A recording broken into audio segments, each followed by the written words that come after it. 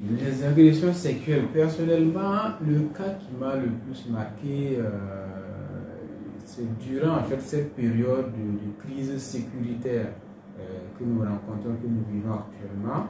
Il y a de cela 2 ans à peu près, nous avons eu admis aux urgences une fillette d'à peu près 5 ans qui a été évacuée d'une ville de la région du Nord. Bon, en fait, ce qui nous a été rapporté, c'est qu'elle aurait été agressée par des inconnus, agressée sexuellement par des inconnus. Il faut dire que c'est une fillette qui ne s'exprimait pas, qui avait déjà une pathologie un peu qui l'affectait sur le plan psychologique. Elle avait comme de l'autisme, elle ne s'exprimait pas. Et donc, du coup, elle a été agressée et évacuée aux urgences chirurgicales de l'hôpital pédiatrique Charles de Gaulle. Et quand on l'a examiné, il s'est trouvé que l'agresseur avait occasionné des lésions, des plaies au niveau de la vulve, et également ces lésions-là étaient profondes, concernaient également le vagin. Il y avait une communication carrément entre le vagin et le rectum. Donc la déchirure était importante au niveau de son périnée. Donc du coup, la prise en charge n'a pas été simple.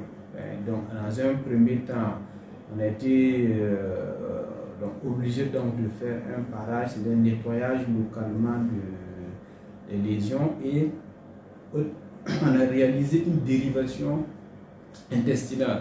Ça veut dire qu'on a court-circuité en fait l'évacuation des selles. Voilà, et ça, en faisant une colostomie de telle sorte que la patiente évacue en fait ses selles par l'abdomen à travers un orifice qu'on a ouvert à ce niveau-là, qu'on appelle colostomie.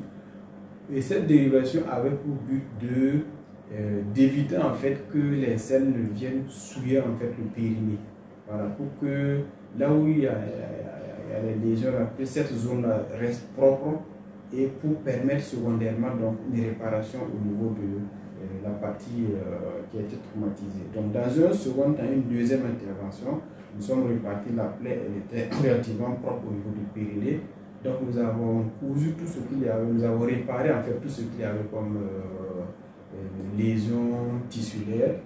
Notamment on a réparé le rectum qu'on a refermé, on a bien séparé le rectum avec le vagin, on a fermé le vagin, on a suturé au niveau de la vulve. Vraiment on a fait une réparation qui était vraiment acceptable, et on a été obligé de garder la dérivation intestinale pendant quelques semaines, le temps que la plaie au niveau du périnée cicatrise. Et secondairement, ça a bien cicatrisé avec les bains de siège. Donc du coup, on a repris la patiente et on a fermé la colostomie donc, pour qu'elle puisse retourner chez eux. Mais là, il faut se dire que la prise en charge, elle est pluridisciplinaire. Il n'y a pas que nous, chirurgiens, qui intervenons. Nous, on est venus, on a pu réparer ce qu'il y avait comme dégâts physiques visibles, mais il y a le concours de nos collègues pédiatres et également le concours de notre psychologue, voilà, pour pouvoir accompagner l'enfant et puis ses parents, voilà, dans ce traumatisme qu'ils ont eu à vivre.